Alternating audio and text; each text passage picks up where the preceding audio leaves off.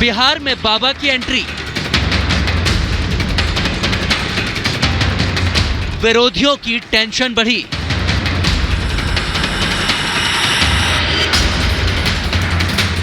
बिहार की धरती पर बाबा बागेश्वर की धांसू एंट्री हुई। भक्तों का सैलाब बाबा के स्वागत में उमड़ा। पंडित धीरेन्द्र शास्त्री के स्वागत के लिए नेताओं की भी लाइन लग गई, तो जनता भी उनकी एक झलक पाने के लिए मानो बेताब हो उठी। बस नजर नहीं आए तो वो लोग जो कुछ दिनों पहले तक बाबा बागेश्वर को धमकाने में लगे थे। बागेश्वर बाबा तो डरपोका है, देशद्रोही है,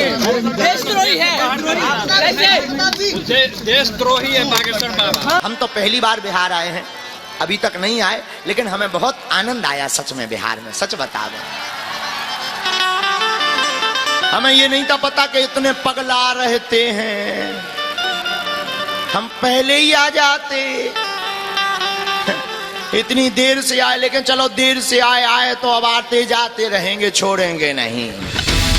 बाबा के आगे न विरोधियों की धमकी काम आई और न ही उनकी सत्ता की हनक, क्योंकि हनुमान कथा कहने के लिए बाबा बागेश्वर ने जैसे ही पाटलिपुत्र में कदम रखा तो उनके समर्थकों का सैलाब उमड़ पड़ा। भारी सुरक्षा के बीच बाबा बागेश्वर यहाँ पर अब पहुंच चुके हैं, जहां एक तरफ देखा जा रहा था उनका विरोध हो रहा था, लेकिन दूसरी तरफ एयरपोर्ट से आप ये सीधी तस्वीरें देख पा रहे हैं, जहां पर पंडित धीरेन्द्र कृष्ण शास्त्री एयरपोर्ट पर पहुंच चुके हैं। बाबा के स्वागत में पटना एयरपोर्ट पर काफी संख्या में भक्तों की भीड़ पहुंची थी। पंडित धीरेन्द्र शास्त्री के लिए केंद्रीय मंत्री गिरिराज सिंह और बीजेपी के सांसद मनोज तिवारी भी एयरपोर्ट पहुंचे। जो हनुमान का भक्त हो, जिसके पीछे पीछे हनुमान चले, उसका बाल बाका कौन करेगा। एक तरफ उत्तर प्रदेश और दूसरे तरफ पाकिस्तान बनाने की होड़ में ममता बनर्जी बंगाल, यहाँ से दोनों तरफ बाबा का वाइब्रेशन जाएगा। जैसे ही बाबा बागेश्वर पटना के एयरपोर्ट पर उतरे तो उनके समर्थन में जमकर नारेबाजी होने लगी।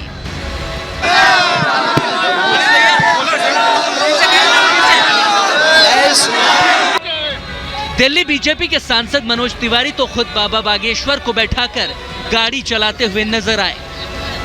गुरुजी ने कहा, मनोज आप गाड़ी चला सकते हो। मैंने कहा बिल्कुल चला सकता हूँ, ये मेरा सौभाग्य है।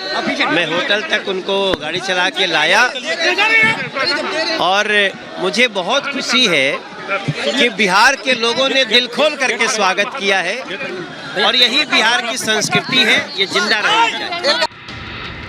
बिहार में 13 मई से बाबा बागेश्वर के दौरे का आगाज हो चुका है। 15 मई को बाबा भक्तों के पर्चे निकालेंगे। 5 दिनों तक तरेत गांव में बाबा की कथा होने वाली है और 17 मई तक नौबतपुर में यह कार्यक्रम होगा। उसके बाद इसका समापन किया जाएगा।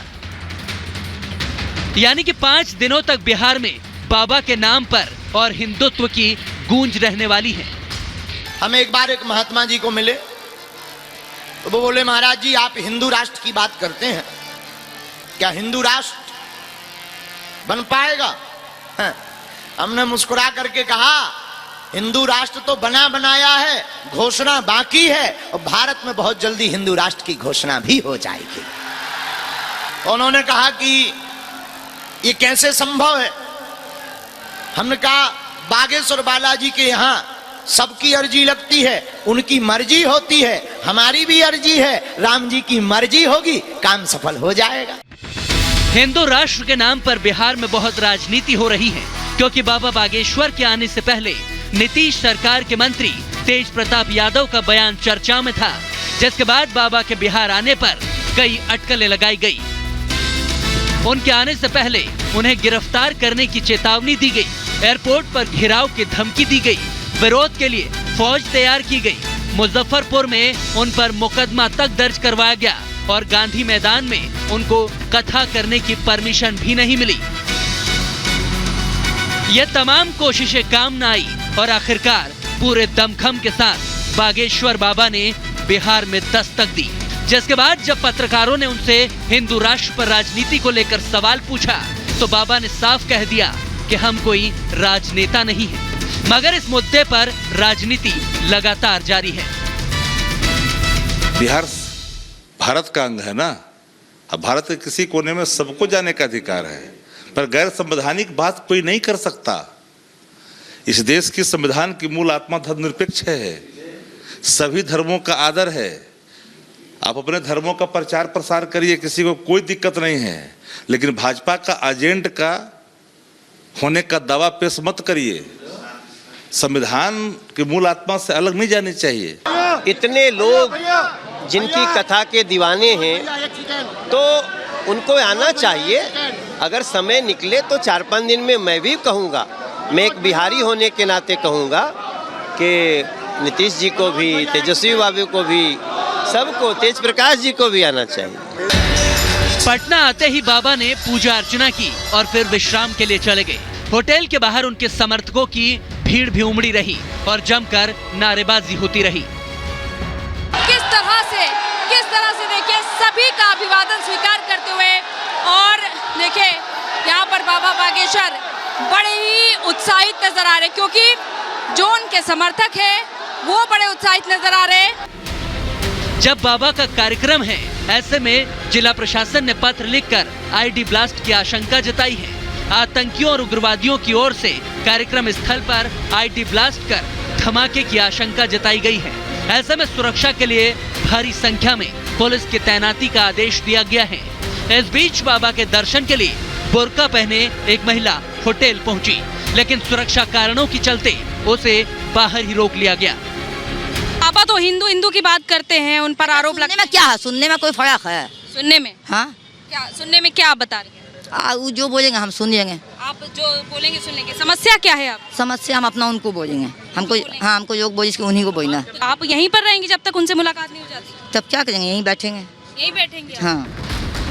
बागेश्वर धाम सरकार के प्रति लोगों की अटूट आस्था है और पंडित धीरेन्द्र शास्त्री हिंदुत्व के नए पोस्टर बॉय हैं। ऐसे में उनका विरोध कर सुर्खियां बटोरने की तमाम कोशिशें हुई, मगर जब बाबा बिहार में दाखिल हुए तो न तेज प्रताप का गुस्सा दिखा, न ही उनकी सेना, जबकि सैकड़ों भक्तों के साथ बाबा ने पूरी शान के साथ पटना में एंट्री ली।